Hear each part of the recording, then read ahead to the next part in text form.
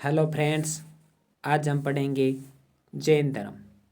जैन धर्म का ये पार्ट सेकंड है। पार्ट फर्स्ट है वो मैं अपलोड कर चुका हूँ, ये पार्ट सेकंड है। तो जैन धर्म का पार्ट में फर्स्ट में मैं लगभग जानकारी इंक्लूड कर चुका हूँ।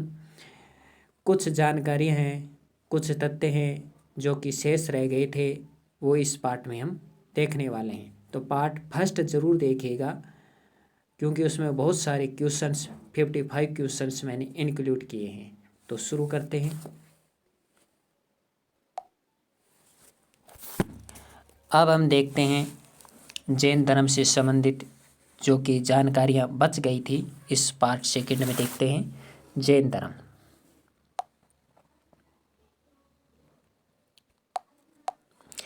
जैन धर्म में 5 प्रकार की शिक्षाएं बताई गई हैं। कितनी प्रकार की शिक्षाएं बताई गई हैं? जैन धर्म में 5 प्रकार की शिक्षाएं बताई गई हैं। जैन धर्म में 5 प्रकार की शिक्षाएं 5 प्रकार की शिक्षाएं बताई गई हैं। कौन कौन सी शिक्षाएं हैं? वो 5 प्रकार की शिक्षाएं बताई गई हैं। और इन 5 प्रकार की शिक्षाओं को क्या कहा गया है? पंच महावृत्त या अणुवृत्त कहा गया है। पंच महावृत्त या इसी का एक और नाम है अणुवृत्त। पंच महावृत्त या अणुवृत्त। तो जैन धर्म में 5 प्रकार की शिक्षाएं बताई गई हैं, जिन्हें पंच महावृत्त या अणुवृत्त कहा जाता है। तो ये बहुत ही इम्पोर्टेंट है, पूछा जाता है कि जैन धर्म में 5 प्रकार की जो शिक्षाएं बताई गई हैं उन्हें क्या कहा गया है? उन्हें कहा गया है पंच महावृत्त या अणुवृत्त। अब ये 5 शिक्षाएं कौन कौन सी हैं? पहली शिक्षा है अहिंसा। अहिंसा। दूसरा है सत्य। इन्हें क्रम में याद रखना है आपको। कुछ सोचते हैं कि इसका क्रम नहीं पूछा जाएगा, हो सकता है क्रम पूछ ले, ये क्रम से है। पहला क्रम है अहिंसा, दूसरा है सत्य, तीसरा है अपरिग्रह अर्थात आवश्यकता से अधिक धन का संचय न करना। आवश्यकता से अधिक धन इकट्ठा न करना कहलाता है अपरिग्रह। चौथा है असत्य। असत्य, सत्य अलग है और असत्य अलग है। असत्य कुछ पूछा खास नहीं है, पूछा नहीं जाता। अपरिग्रह आप समझ जाते हैं। अगला है पांचवा ब्रह्मचार्य, और पांचवा है ब्रह्मचार्य। पांचवा कौन सा है? ब्रह्मचार्य। तो ये जैन धर्म की 5 शिक्षाएं हैं। आपको बता दें कि ये ब्रह्मचार्य हैं, ये महावीर स्वामी ने जोड़ा था। महावीर स्वामी ने जोड़ा था ये ब्रह्मचार्य, जबकि 4 पार्श्वनाथ ने दिए थे। अहिंसा, सत्य, अपरिग्रह और असत्य। जबकि ब्रह्मचार्य है ये ब्रह्मचार्य महावृत्त है, ये महावीर स्वामी ने दिया था। अब इसका अर्थ समझते हैं कि इस ब्रह्मचार्य का अर्थ क्या है। ब्रह्मचार्य से मतलब है धर्म का पालन करना और संयम रखना। साथ ही एक अर्थ हो रहा है इंद्रियों को वश में करना। जो हमारी जो इंद्रियां हैं, आँख, कान, नाक, इन्हें गलत रास्ते पर जाने से रोकना। इन्हें कुछ भी गलत सुने हुए गलत का अनुकरण करने से, उन्हें मानने से, जो भी हम देखते हैं उन्हें गलत चीज़ों को देखने से या उसमें व्यवहार में सामंजस्य स्थापित करने से, अर्थात कुछ गलत देख भी लिया है तो उसको अधर्म के साथ नहीं जोड़ना, ये भी शामिल है। तो इसी को कहते हैं ब्रह्मचार्य। तो इंद्रियों को वश में रखना, आँख से मतलब कोई बुरी चीज़ मत देखना, देख ली है तो उसका पालन नहीं करना। कानों से सुनी हुई किसी भी चीज़ का विश्वास नहीं करना। ऐसे किसी कान से मतलब सुन लिया तो और विश्वास कर लिया तो फिर वो हो सकता है वो गलत हो। तो इंद्रियों को वश में करना भी जरूरी है। तो इस प्रकार ब्रह्मचार्य का अर्थ है संयम तथा धर्म का पालन करना, धर्म का संयम के साथ पालन करना। महावीर स्वामी ने सर्वाधिक बल किस पे दिया? महावीर स्वामी ने सर्वाधिक बल अहिंसा पर दिया। हालांकि अहिंसा तो महावीर स्वामी ने सर्वाधिक बल अहिंसा पर दिया है। अगला देखिए, अब है पढ़ते हम जैन धर्म में 7 शील व्रत। अब शील व्रत से क्या तात्पर्य होता है? शील व्रत से तात्पर्य होता है कि हमारे जीवन में जो भी विभिन्न परिस्थितियां हैं, हमारे जीवन से संबंधित विशिष्ट प्रदेशों से संबंधित जो भी कार्य हैं, जो भी हम क्रिया करते हैं, जो सही या उचित है या नहीं, या जो भी हम चिंतन करते हैं, जो भी मानसिक या शारीरिक शुद्धि से संबंधित, इनको कहते हैं शील व्रत। तो जैन धर्म में कितने प्रकार के शील व्रत हैं? याद रखिए, जैन धर्म में 7 प्रकार के शील व्रत बताए गए हैं। जैन धर्म में 7 शील व्रत है। कितने शील व्रत हैं? 7 शील व्रत हैं। अब हम 7 शील व्रत के बारे में पढ़ेंगे। जैन धर्म में 7 शील व्रत हैं। इन 7 शील व्रत के बारे में हम विस्तार से पढ़ेंगे। पहला शील व्रत है दिग्व्रत।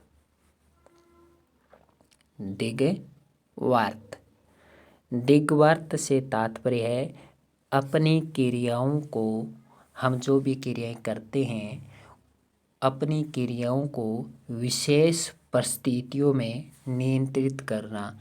अर्थात कोई विशेष परिस्थिति आ गई है, कोई बड़ी परिस्थिति आ गई, कोई अनोखी परिस्थितियां आ गई हैं, उन परिस्थितियों में हम जो भी क्रियाएं कर रहे हैं उन क्रियाओं को नियंत्रित करना, अपनी क्रियाओं को, अपने कार्यों को कंट्रोल करना ही क्या है? दिग्व्रत है।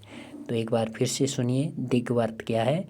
अपनी क्रियाओं को विशेष परिस्थितियों में नियंत्रित करना। अगला देखिए देशव्रत।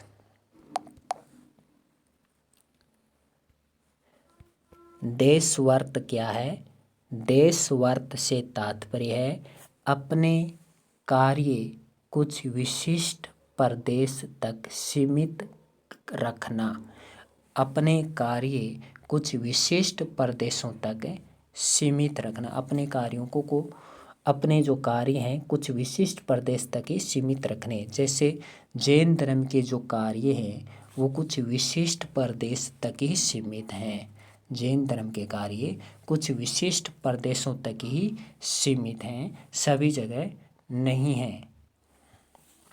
इसी को कहते हैं देशव्रत। अगला है अनर्थ दंडव्रत। अनर्थ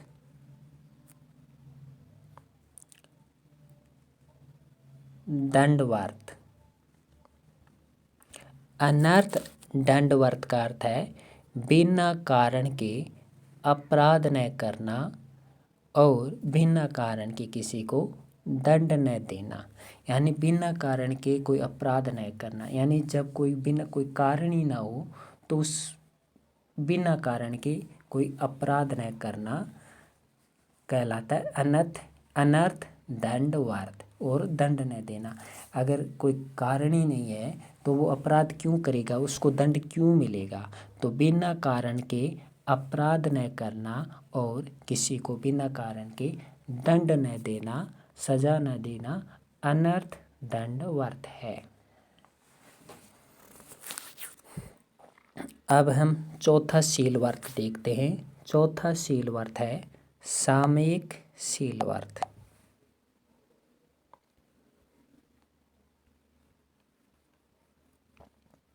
सामयिक शीलवर्त का अर्थ है चिंतन के लिए कुछ समय निश्चित करना। जैसे चिंतन करना चाहते हैं, हम एकांतवास में चिंतन करना चाहते हैं, तो उस चिंतन के लिए कुछ समय निश्चित करना ही सामयिक है। सामयिक का अर्थ ही होता है समय से संबंधित है। ये सामयिक का अर्थ मतलब आप समय से संबंधित समझ सकते हैं। जैसे कि आता है, जैसे कि करंट से संबंधित होता है ना सामयिक, यानी 1 वर्ष के लिए सामयिक, 6 वर्ष का ये सामयिक है, ये 3 वर्ष का सामयिक है, ये 1 वर्ष का सामयिक है, पुस्तक है, छोटी पुस्तिका है। तो उसी प्रकार सामयिक का अर्थ होता है चिंतन के लिए कुछ समय निश्चित करना। ऐसा नहीं है कि एक बार तपस्या, एक बार चिंतन के लिए बैठ गए, एक बार चिंतन के लिए बैठ गए, वो चिंतन करते गए, तो ये ज्ञान प्राप्ति के लिए नहीं होता है, बल्कि उस ज्ञान प्राप्ति के लिए नहीं होता है। ये किसी विषय से संबंधित चिंतन करने के लिए कुछ समय निश्चित करना ही सामयिक है। कुछ विषय से संबंधित चिंतन करने के लिए जो समय निर्धारित किया जाता है उसे कहते हैं सामयिक। अगला देखिए, अगला प्रोसदोपवास।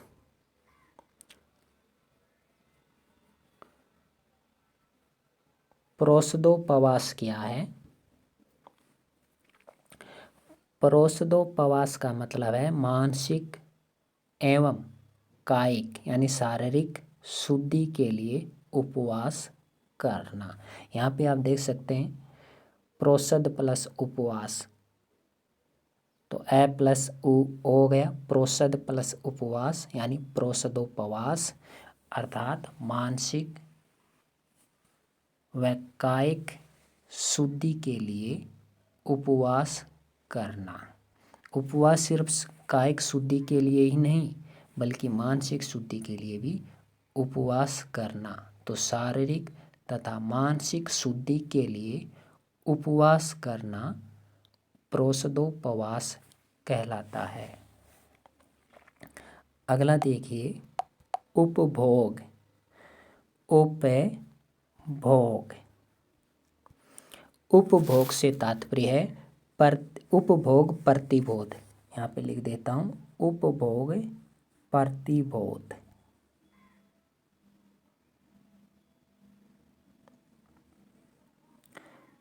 उपभोग प्रतिबोध से तात्पर्य है जीवन में प्रतिदिन काम में आने वाली वस्तुओं तथा पदार्थों को नियंत्रित करना। जीवन में प्रतिदिन काम में आने वाली वस्तुओं तथा पदार्थों को नियंत्रित करना क्या कहलाता है? उपभोग प्रतिबोध कहलाता है। अगला देखिए 7वां शीलवर्त अतिथि सविभाग।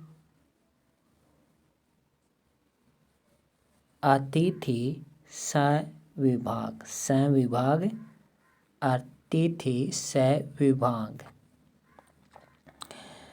तो अतिथि संविभाग, अतिथि को भोजन कराने के बाद भोजन करना ही अतिथि सविभाग कहलाता है। अतिथि को भोजन कराने के बाद खुद भोजन करना अतिथि सविभाग कहलाता है। तो ये तो थे जैन धर्म के 7 शीलवर्त। अब हम पढ़ते हैं जैन धर्म में त्रिरत्न। तो जैन धर्म के त्रिरत्न हैं। तो जैन धर्म के त्रिरत्न कौन से हैं? सम्यक दर्शन, सम्यक दर्शन, सम्यक ज्ञान, सम्यक ज्ञान और सम्यक आचरण। तो जैन धर्म के देख लिए। अब देखते हैं सम्यक दर्शन के बारे में पढ़ते हैं। आखिर सम्यक दर्शन क्या है? सम्यक दर्शन का अर्थ होता है वास्तविक ज्ञान एवं श्रद्धापूर्वक विश्वास तो सम्यक दर्शन का अर्थ होता है वास्तविक ज्ञान, वास्तविक दर्शन तथा श्रद्धापूर्वक विश्वास। श्रद्धापूर्वक विश्वास करना, वास्तविक ज्ञान। हाँ, वास्तविक ज्ञान होगा तो श्रद्धापूर्वक विश्वास तो वैसे ही हो जाएगा। तो वास्तविक ज्ञान तथा श्रद्धापूर्वक विश्वास ही क्या कहलाता है? सम्यक दर्शन। अगला है सम्यक ज्ञान। सम्यक ज्ञान, सम्यक ज्ञान का मतलब होता है सत्य में विश्वास, उचित ज्ञान।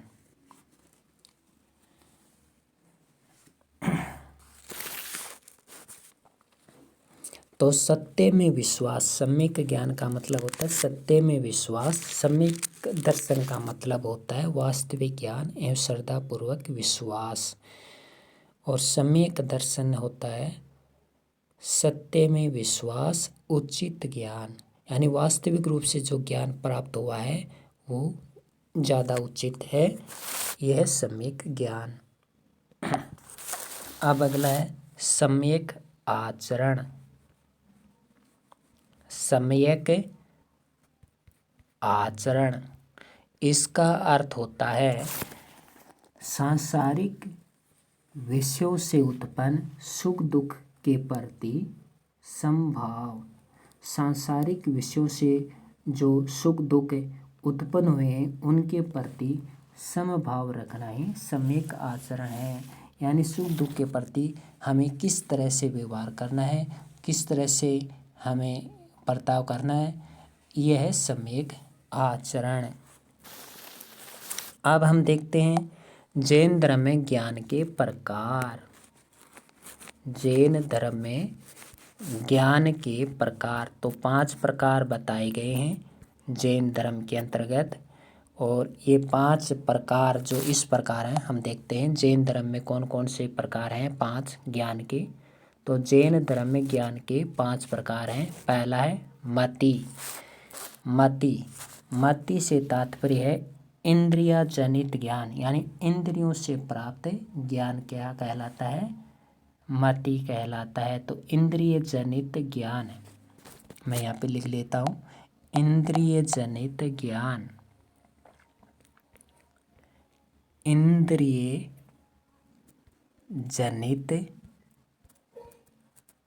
ज्ञान, जनित का मतलब है जाना हुआ, इंद्रियों से जाना हुआ ज्ञान इंद्रिय जनित ज्ञान कहलाता है। और किसके अंतर्गत आता है? मति। मति का अर्थ होता है इंद्रिय जनित ज्ञान। अब हम देखते हैं श्रुति। श्रुति से क्या तात्पर्य है?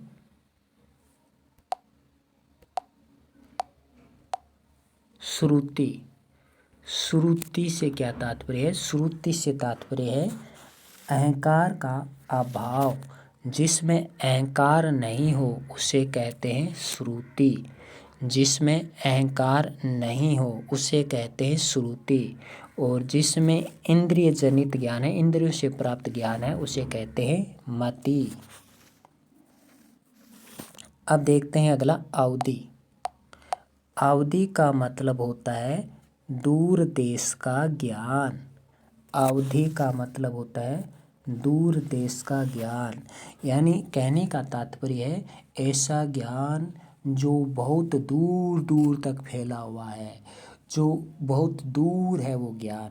मतलब किसी बहुत दूर क्षेत्र में जो ज्ञान फैला हुआ है उसे कहते हैं अवधि। अब हम देखते हैं मनः पराय। मनः पराय, मनः पराय का अर्थ है किसी के मन की बात जान लेना। मनः पराय का क्या अर्थ है? मनः पराय का अर्थ है किसी के मन की बात जान लेना। और 5वां है कैवल्य। 5वां है कैवल्य अर्थात संपूर्ण ज्ञान। यानी जिसने संपूर्ण ज्ञान प्राप्त कर लिया है वो कहलाता है कैवल्य। तो इस प्रकार हमने जैन धर्म से संबंधित 5 प्रकार की शिक्षाएं देखी। अहिंसा, सत्य, अपरिग्रह, अस्तेय, ब्रह्मचार्य। फिर हमने जैन धर्म के साथ शील व्रत देखे, दिग्व्रत, देशव्रत, अनर्थ, दंडव्रत, सामयिक, प्रोषधोपवास, उपभोग, प्रतिबोध, अतिथि संविभाग। फिर हमने जैन धर्म में त्रिरत्न देखे, सम्यक दर्शन, सम्यक ज्ञान, सम्यक आचरण। फिर हमने 5 प्रकार के ज्ञान देखे, मति, श्रुति, अवधि, मनःपराय एंड कैवल्य। तो इस प्रकार हमने जैन धर्म का ये 5वां पार्ट भी जैन धर्म का ये 2nd पार्ट भी देखा। आई होप आपको वीडियो अच्छा लगा होगा। लाइक ज़रूर कीजिएगा और पार्ट 1 भी ज़रूर देखिएगा, उसमें 55 क्वेश्चंस हैं। धन्यवाद।